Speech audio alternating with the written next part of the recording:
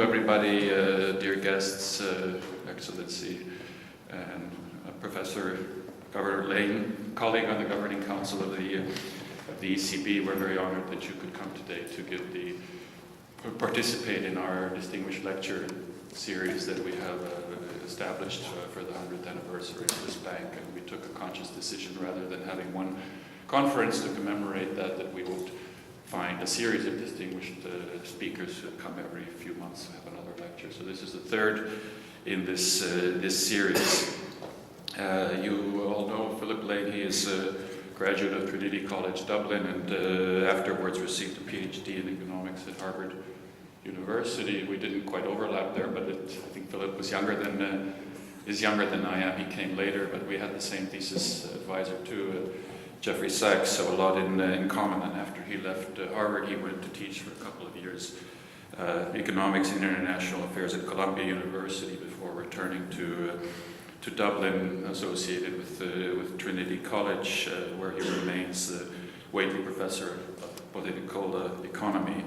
And aside from the academic interest, of course, he's been governor of the Irish Central Bank since 2015, and in various capacities, both before that and after that, working in the European Systemic Risk Board, both in the Advisory Scientific Committee and then the Advisory Technical Committee, which he has been chairing now the last few years, and in that work leading a task force that was working on this concept of European safe assets, trying to understand the pros and cons of those possible instruments. And of course, a very broad experience, not only in academia, but consulting with various international institutions, including the ECB. And as you know, in a few weeks, Philip will be leaving his post at the Central Bank of Ireland to take up a position in the executive board of the ECB, replacing Peter Pratt. So this is a great opportunity now. Philip is moving from one post to another to talk about the euro at 20, which is his topic. I forgot to mention that actually Philip's history with Eesti Panga goes back quite a long time, and we have a book that was published 2002, so 17 years ago.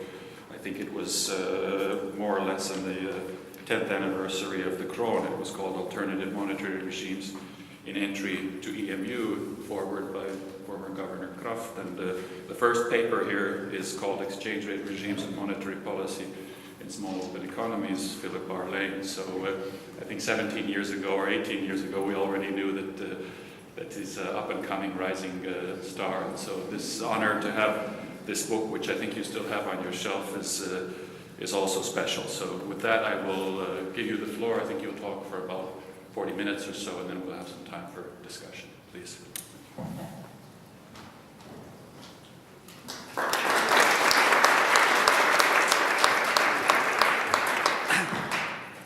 Thank you, Arno, for that very nice introduction. It's an honor. I was very honored to receive the invitation to be part of your centenary celebrations. I mean, the Irish Central Bank is only 75 years old. We had some commemoration last year for 75 years. So to be in an aged institution like the SD Bank is an honor. I always, when I see this configuration, I do invite the people who are standing up. There are seats, people are always shy about seats at the front. But if anyone would like to sit down, I feel bad looking at you at the back of the room. I would also say that the topic today is very much from the perspective of a national central bank. So I was, in terms of the timing of coming here, I wanted to come here while I was still the governor of the Irish Central Bank, because I think one of the interesting features of the euro is it makes national central banks more important than ever. So that might feel a bit strange when there's a single monetary policy and when the governing council, we spend so much time in governing council working out what we should do together. But in addition to what we do together in terms of a single monetary policy, in fact, in particular in relation to financial stability, that very much is a national characteristic. And so it's very important for national central banks to be very much looking after the local situation. So let me jump into this material, and then let's see what questions you have later on. And basically, I'll tell you my bottom line is the lessons from the first 2 decades of the euro, and again I'm mostly referring to the original member countries, not so much the countries that joined later on, is there was a debate. I mean, it was visible in 06, 07, those years, that there were a lot of imbalances in Europe. It was obvious that more or less the periphery of Europe had large current account deficits, had very strong lending expansion, had big increases in property prices. There was a lot going on in terms of imbalances. And at the time, there was an argument that maybe this is okay. Maybe this is just a correct functioning of the market where investors are choosing to put money into the fast-growing periphery countries, and maybe that's okay. But actually the lesson of the crisis is this is very expensive. The size of the recession, the pain of so many households who had to cut spending, the costliness of fixing banking crises and fiscal crises, it's very expensive. So the first lesson I'm going to talk about is, let's avoid this. To avoid this, you need fiscal policy and you need macroprudential policy. So whether these are capital buffers or rules, for example, on household mortgages, like loan-to-value or loan-to-income ratios. And then the second lesson, which I'll come to, is if, unfortunately, a crisis does happen, we need to manage it better. So going into the crisis that did happen, it revealed the fact that the calculation that Europe does not need crisis management was proven to be a bad calculation. And I want to explain what's happened in terms of building that toolkit and what still needs to be done. So that is my perspective today. It's really from the point of view of a member country. The other topics in a few weeks at the Sintra, the ECB Central Banking Forum, there'll be a lot of discussion about 20 years of ECB monetary policy. So I'm not going to touch that today. There's been a lot of studies of the impact of the single currency on integration. So whether that is in terms of the financial system, in terms of international trade, other dimensions, I won't talk about that. A lot of discussion about the politics of the euro, I won't talk about that. And recently at the ECOFIN meetings we were at, there was some discussion about whether the euro has been important in convergence of the Central and Eastern European member countries in terms of income levels. And again, I will not come to that topic today. So really, what I do in this, behind this set of slides, by the way, I have a paper which I'm trying to finalise. You can find it on the Central Bank website, but the final version, I'll put out a new version soon. So I'm going to a little bit remind you of the asymmetries before the crisis. I'm going to discuss about whether a counterfactual world could have been possible with different policies. I'll go over the crisis period, 07 to 2012, and then the reform agenda. So it's very tempting, and I'm sure you read it all the time, that the euro came into being in 1999, and so many people are tempted to say everything that happened after that was because of the euro. So some people may say Italy grew more slowly after 99. The euro came into existence in 99. They must be connected. I think this is a mistake. Because if you think about what was going on in the world at this time period, you had the technological revolution. So the rise of the internet, the rise of global value chains, the new ways of doing business, that had an asymmetric effect in Europe because some locations, including Ireland, greatly benefited from that technological revolution. Other areas would have lost out. A second element is the rise of China. So over this period, this is the period when, if you go back to 1999, 98, China as a fraction of the world economy was pretty small. It's obviously grown very quickly since then. The rise of China has been very good for those countries in Europe which export machines to China.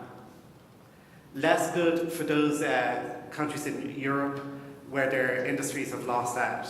So, for example, depending on the time period you're thinking about, textiles, low-end electronics, lots of industries, for example, where Portugal, Italy, Greece were important, they would have faced more of a challenge. So the rise of China had an asymmetric effect across Europe. Clearly, there were also different initial conditions. Yes, it is the case, there's more of a direct euro effect, because some of these member countries had high interest rates before the euro, others had lower interest rates. So that definitely was a euro effect. And then an additional factor which is probably important is for some of these countries, during the 1990s, EU transfers were very big. So if you think about the Irish economy, the Portuguese, the Greece, the scale of EU transfers in the 1990s were quite big. After 2004, with the very welcome accession of the new member states, the scale of transfers in Europe was reorientated, the direction and scale. So if you lose a substantial fraction of your inward resources because of this, that's another asymmetric adjustment. And then finally is, and this is one of the big issues, is all of those challenges were met in many cases with a poor policy response. So it's not the case you can say, well, this is just a set of global disturbances and there's bad luck or good luck depending on the country. You also have different levels of policy making.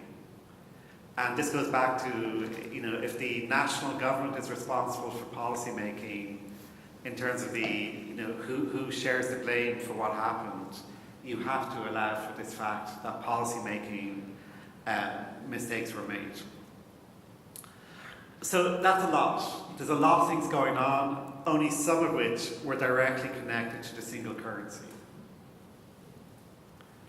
What I want to focus on is one of the manifestations of all of these different shocks was the increase in external imbalances in this period. So one way to categorize this is I divided the 19 current members of the euro area into two groups of countries. One group of countries which runs persistent surpluses, another group of countries that, at least in the initial phases of the euro, ran current account deficits. And what this graph shows is essentially the set of surplus countries throughout have just built bigger and bigger surpluses. So this might be because of demographic factors, it might be to do with the opportunities to invest overseas and so on. So that's one story, is what explains the large surpluses in some parts of the euro area. And then the other question is, what is life like for the deficit countries? Where you see, compared to the mid-1990s, you do see this,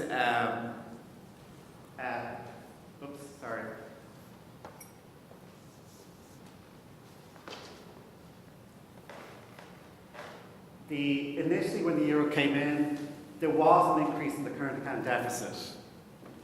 So many people observed this from the mid-90s to like 1999-2000. The current account deficit did get wider. So the reduction in interest rates encouraged more debt more investment in these countries. But that effect was visible, but compared to what happened later on, not that big. So I would heavily emphasize there's a big difference between the 95 to 01 period. 95 is more or less when the ideas for the euro were crystallized. So 95 to 01, there was a big adjustment, but it wasn't dramatic. So for example, a country like Spain, the current account widened to about 5% of GDP. This was seen as a big deal, but the big puzzle is why they go from 5 in 01 to 10 at the peak, or at the bottom. So what happened next? What happened next in really 04, 05, 06, 07 is very different. Because remember, in 01 we had the end of the dot-com bubble, we had the 9/11 tragedy, we had essentially a big slowdown in the world. And at that point in time, many people believed the euro adjustment is over. We've had this period of transition from the mid-90s to the early 2000s. Now Europe will settle down. That didn't happen. So the question is, what happened in those years, especially 04, 05, 06? It's quite a short period of time. And what you see in that time period is a dramatic increase in these deficits. And that's where a lot of the damage was done. And really the issue is, I think the dominant explanation is there was a global credit boom. This is exactly the same time as subprime in the US, exactly the same time as the move to very low interest rates by the Fed and the ECB and so on, exactly the same time as the rise of new financial innovations such as securitization. And this is exactly the same time as the economic fundamentals got worse, not better. So in the mid-1990s, you could say it makes sense to lend more to Spain. It's going to grow quickly, it has a brighter future, and there's less currency risk once it joins the euro. In the mid-2000s, none of that was true. The Spanish economy, like the Irish economy, had moved into construction. So productivity growth, in fact, was negative because of the reorientation of the economy away from tradables towards construction. It's very difficult to argue there was a fundamental reason for these high deficits. So rather, it was driven by speculation. The mood in these countries was very optimistic.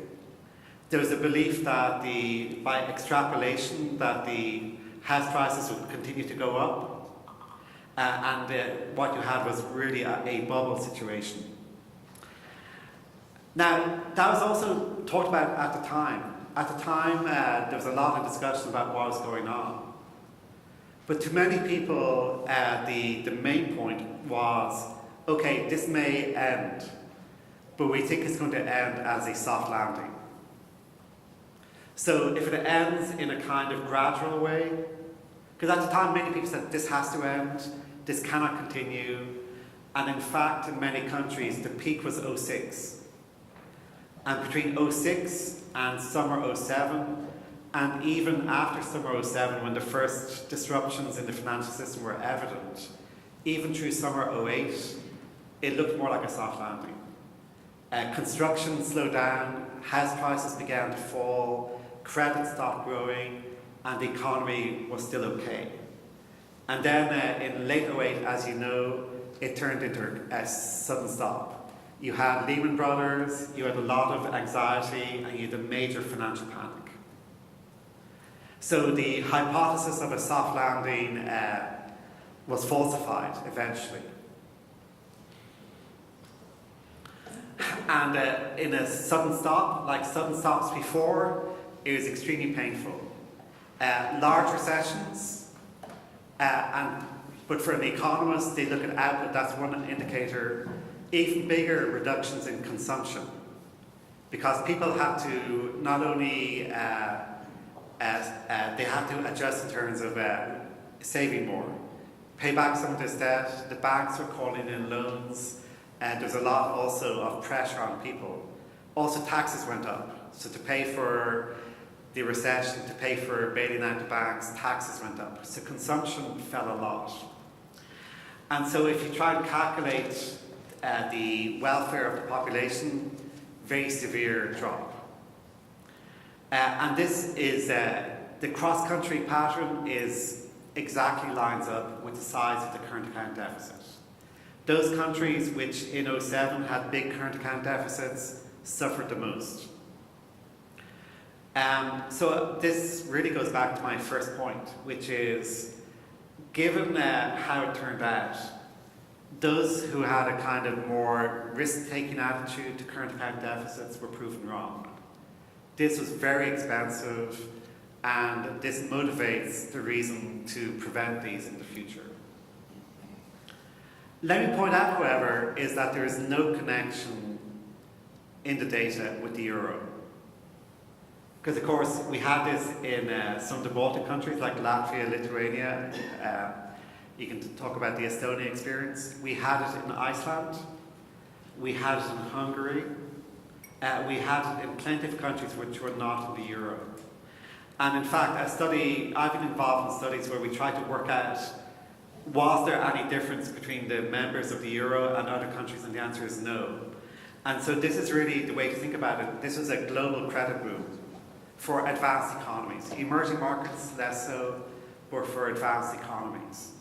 And I think that's important because the temptation to blame the euro for everything is there. Let me point out also that many people say, well, if only you had your own currency, you could have devalued. And in fact, in the data, there's not much of a role for exchange rates. Because exchange rates, going back to the study from 17 years ago, exchange rates often don't move in the direction you want them to move. So the fact that you have an independent currency doesn't necessarily help you. And also, as you know, there's a lot of debate about whether devaluation, if you have foreign currency debt, devaluation, if you have a lot of imports, whether it kind of works in a neat and clean way is not so obvious. So I've said to you that having a more aggressive use of macroprudential policy and fiscal policy could have helped. And in fact, there's an American Economic Review paper from 2 years ago from two very good French economists who built a model to look at this. And I think their results are convincing, and I'll show you them in a minute. In addition, some people say, well, the counterfactual of never joining the euro and setting your own interest rate could have helped. So this is the idea of, well, what would have happened under an independent interest rate? And I'll talk about that. So in the Martin-Philippon model, they basically focus on some policy instruments. One is basically a debt-to-income limit. We now have this in Ireland. I don't know if in Estonia you have these measures, but there's a limit saying a household cannot borrow more than some ratio of income. So let's imagine a scenario where you had a fixed household debt ratio. So you did not tolerate a credit boom. So this graph shows you, the blue line shows you what actually happened in Ireland, which is this gigantic credit boom, and then since the crisis, deleveraging. So the blue line shows you the big increase in household debt, and then the post-crisis reduction. The dotted red line shows you what would have happened if the macroprudential regulator had limited the debt-to-income ratio, which is what we do now. Under this, so the blue line here is what happened to output. So output, we had this long boom and then this gigantic recession. And at least this graph ends in 2012, and then a very slow recovery. Since then we've recovered quite a bit, but there was a long number of years, 5 years of basically stagnation. So the blue line is what happened In this model, which is a very sensible, small opening economy model, the red line of having the debt to income ratio plus running a more conservative fiscal policy shows you that there would still have been a boom, but much less. There would still have been a recession, but much less, but also much faster recovery. Because our recession was made worse by having to have fiscal austerity at the wrong time, having to recapitalize the banks at the wrong time. It made the recovery, and also leading to questions about sovereign debt sustainability, high risk premia, and eventually needing a bailout from our EU partners and the IMF. So whether it's the avoiding the boom, making the crisis less severe, and accelerating recovery, this policy package would have done a lot. And so, by the way, there's other papers. There's a Bank of England paper recently doing something similar, looking at the US. There's one looking at the UK. So running that mid-2000 period with the policy package we now have does give you a much less severe problem. So for those who think this is inevitable, it's capitalism, it's whatever, it's not true. If you intervene in macroprudential policy, if you intervene by running a counter-cyclical fiscal policy, you can do a lot. Now, the other hypothesis is, so all of that is, what can you do in a monetary union? The other question is, well, outside of a monetary union, you could have picked a more counter-cyclical interest rate policy. So what this graph shows you is, let's take a Taylor rule, which says, if your inflation rate is this value, if your output gap is that value, here's the interest rate you should set. And what's interesting about this Taylor rule, and the dotted lines of different countries, green is for Ireland, so we have the biggest gap, and then we have the other countries, Greece, Italy, Portugal, Spain. Now, I'm not going to ask you to look year by year in this graph, but the main message is actually, at the very start of the euro, there was significant differences between the ECB rate and the national Taylor rule. But by the way, at the very start of the euro, we had this really large euro-dollar swing. Very large depreciation followed by very large appreciation. And in fact, a lot of the inflation in smaller countries like Ireland were driven by the euro-dollar rate, not by anything else. But the main point is, by the mid-2000s, when the problem actually happened, 04, 05, 06, inflation everywhere was more or less 2%. And at the time, the calculation of the output gap was more or less zero. So at the time, if we had our own interest rates, it's not likely we would have picked very different interest rates. And this is a general issue, we still have this inflation issue about why is inflation behaving the way it is.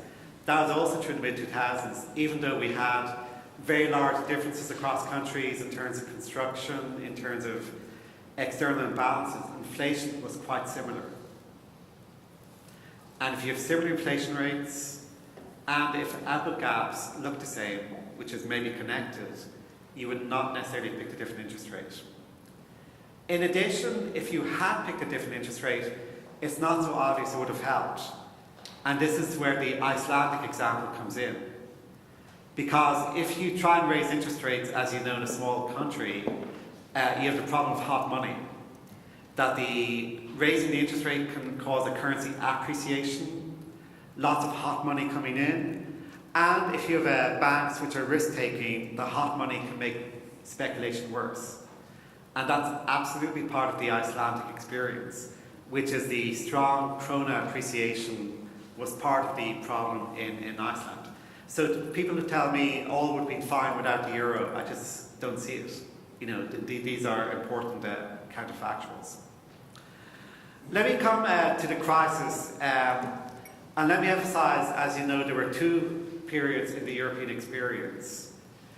When you think about the global financial crisis from the summer of '07 through summer '09, when you had that emerging panic and full-scale panic.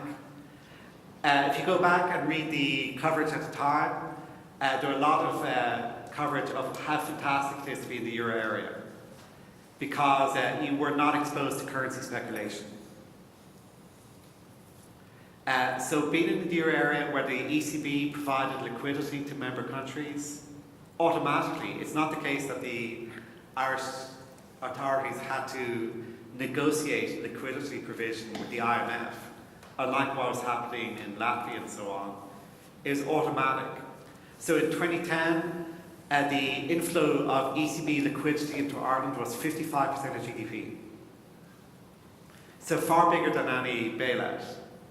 And this is just simply how the EU system operates, always against collateral. You know, it's normal liquidity operations. But this is a fantastic achievement of being in a single currency.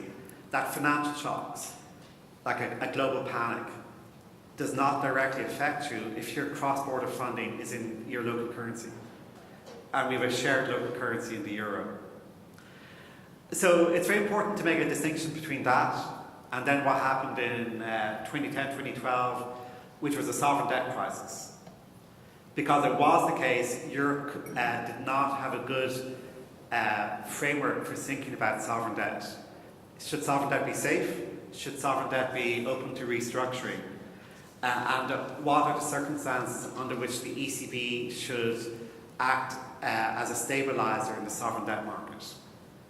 These were all questions which led to a lot of debate and eventually some answers.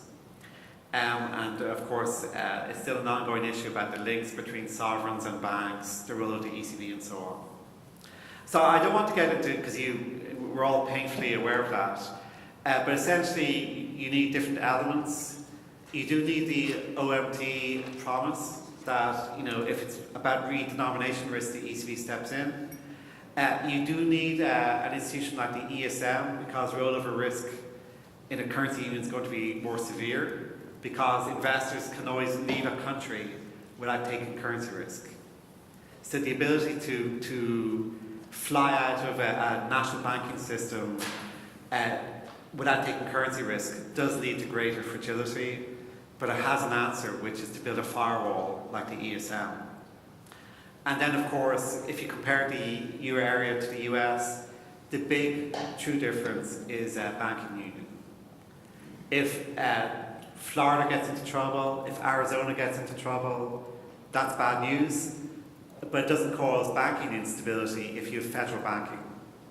If banks have geographical diversification, if banks operating in Florida are not just holding, you know, local government debt in Florida, they're holding a national, federal asset. So I think the messages are pretty clear from this period, and a lot has been done. In the paper, I also talk more about fiscal union. How much fiscal union do we need? And I think there's definitely the euro area would be more stable with more fiscal union, but probably, you know, and the simulations of the IMF and elsewhere is you do need more, but it's not the case you need that much more. So you can do quite a bit with a kind of a limited size central fiscal capacity. And again, there's a lot of different discussions about that. Let me come to this issue about whether it makes a difference whether you do have a single safe asset in the euro area. If you move towards political union, of course, you can do a lot. So one level of this is if you do have a political union where, in terms of finance, you basically share liability. You say there's going to be more debt issued at a European level that we are all responsible for. That can do a lot. Without that, there are kind of financial engineering techniques, which is what I've been involved in, which we call the SBBS, Sovereign Bond-Backed Securities.